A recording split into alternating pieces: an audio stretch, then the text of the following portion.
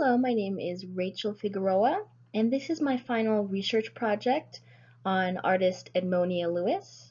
My project is entitled The Path of an Artist and Pioneer.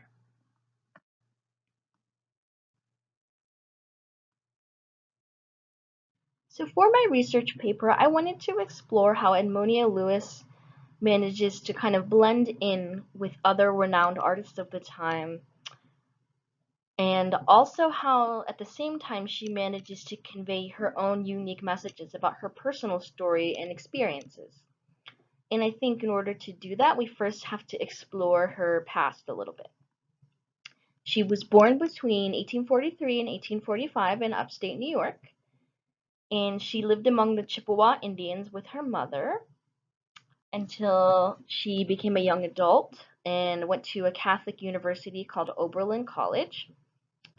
And there she would begin her art education, but eventually encountered two students who would accuse her of assaulting them wrongfully, and she was essentially driven out of the area by a mob and wrongfully jailed for a time.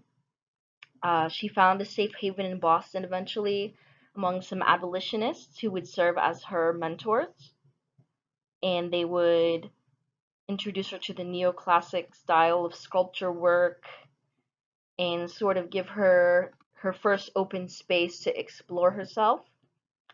But eventually she decided in order to reach her full potential and find true freedom, she would need to go to Rome. So she did board a ship to Rome and joined an all-female sculpture guild there. And in her life, again, we don't know a lot about her life, but we do know that she liked to live a sort of private life. And also, in her works, you will notice that she really tries not to exploit women of color. She sticks to that sort of European look on her characters. The first work of Edmonia Lewis's that I wanted to review is her sculpture entitled Hagar in the Wilderness. And the story of Hagar is a slave narrative, which is something that Edmonia Lewis was very familiar with. The story of Hagar comes from the Bible, and as it is told, she is purchased as a slave for Abraham by his wife, who can no longer bear him children. Hagar is then forced to submit herself to Abraham and bears him a son. And at some point, Abraham's wife starts to have second thoughts, and she and Abraham decide to cast Hagar and the baby into the wilderness so that this child can't bear any claim to Abraham's inheritance once Abraham dies. They want to leave everything to their eldest son. And Kirsten Pye, in her article, describes this sculpture as having a three-dimensional absence because the sculpture itself is three-dimensional, and unlike most depictions of Hagar at the time, her baby is absent, and the sculpture is just showing her by herself.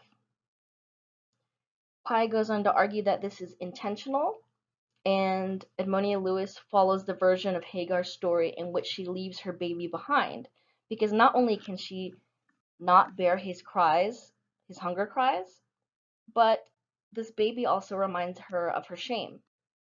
She wants to depict Hagar, who is a slave, as having a moral understanding that being with a married man was immoral, even though she might not have had any choice. And this connects with the views on enslaved women at the time. Longtime slave owners and wealthy men at the time would argue that African American women had no understanding of morals, and so quote unquote caring for them was necessary. But Edmonia Lewis fights back against this narrative by showing as Hagar as conscious and aware of her situation. The second work by Edmonia Lewis that I wanted to examine is her very famous sculpture entitled The Death of Cleopatra, which was exhibited at the Centennial Exhibition in Philadelphia, Pennsylvania in 1876. Lewis did not take the road that some people assume she would when depicting Cleopatra. She doesn't show her with Nubian features or bring about mentions of race, but again shows those neoclassic Roman features and sculpture style, so still blending in with her peers at the time. Unlike most pictures of Cleopatra at the time that showed her as regal and modest, this sculpture instead kind of gives us the unpleasantness of death.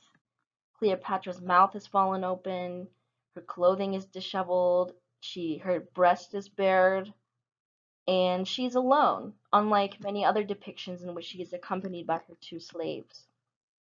And historians would argue that Lewis's depiction could represent the end of an era and an end to slavery. And by showing Cleopatra's realistic death, Edmonia Lewis is able to shine a light on this end of tyranny over African Americans, sort of quiet celebration on her part. The third and final work of Edmonia Lewis's that I wanted to review is her sculpture entitled Hiawatha's Marriage. Hiawatha is a character from a poem at the time that was very famous, and it discussed the lives of fictional Native Americans. And this is the moment in which Hiawatha marries his bride, Minnehaha. This is one of the few works in which Lewis shines a light on her Native American heritage. Because if we remember, as discussed earlier, she claims to be half Chippewa. But again, she discusses race on her own terms. Although the figures were traditionally dressed, Lewis still follows her neoclassic training and is careful not to exploit women of color. What stands out about this piece is that it is much different from other depictions at the time that show Native Americans as violent or quote-unquote savages. Instead, Lewis shows a couple celebrating their marriage. They view each other lovingly and hold hands, and there's a sense of peace that comes from the sculpture. Sculpture also shows purposeful movement as the figures step forward together, suggesting a peaceful progression into the future. Although Edmonia Lewis attempted to blend in with her peers, this did not stop people from commenting on her work. A well-known journalist at the time of her living in Rome was quoted saying, "One of the sisterhood was a negress," referring to the women who created an artist guild in Rome, whose color, picturesquely contrasting that of her plastic material, was the pleading agent of her fame. But as we can see now, Edmonia Lewis is much more than the confines of her race. She works well with the training she had and uses her exposure to classical art styles while still inserting a personal narrative into her works that have captivated audiences for decades. And although her work was lost for a period of time, we can now see her sculptures at Howard University Gallery of Art, the Detroit Institute of Arts, the Metropolitan Museum of Art, and even the Baltimore Museum of Art. And I hope that my presentation was informative and pushes you to explore more women of art history who have had to overcome adversity.